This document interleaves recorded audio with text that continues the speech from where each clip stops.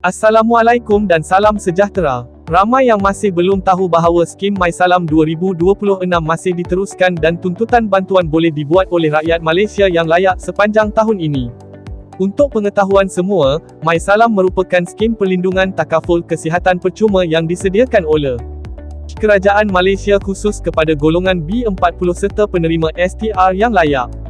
Tujuan utama skim ini adalah untuk membantu rakyat berpendapatan rendah yang menghadapi masalah kesihatan seperti penyakit kritikal atau kemasukan ke hospital, sekaligus mengurangkan beban kewangan ketika waktu sukar.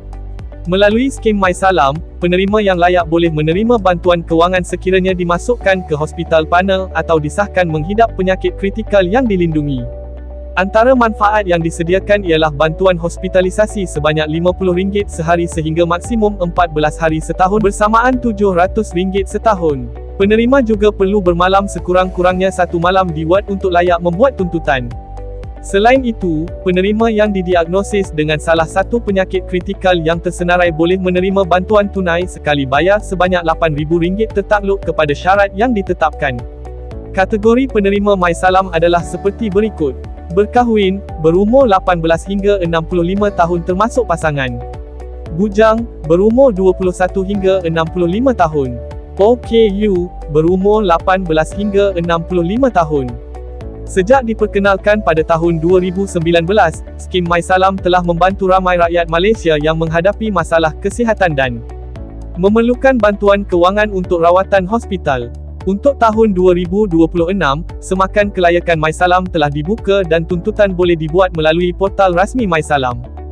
Bagi penerima yang layak, tuntutan boleh dibuat sekiranya masuk ward di hospital panel MySalam atau disahkan menghidap salah satu daripada penyakit kritikal yang dilindungi di bawah skim ini. Orang ramai boleh membuat semakan status kelayakan melalui portal rasmi MySalam di ruangan deskripsi video. Dengan adanya bantuan seperti MySalam ini diharapkan dapat membantu rakyat terutama golongan B40 dalam menghadapi kos rawatan hospital. Jadi kepada yang layak, jangan lepaskan peluang untuk semak kelayakan dan membuat tuntutan bantuan MySalam 2026 yang disediakan secara percuma ini. Terima kasih kerana menonton. Jangan lupa tekan butang like, share dan subscribe untuk mendapatkan info bantuan terkini yang bermanfaat untuk rakyat Malaysia. Semoga perkongsian ini membantu dan memudahkan urusan anda semua.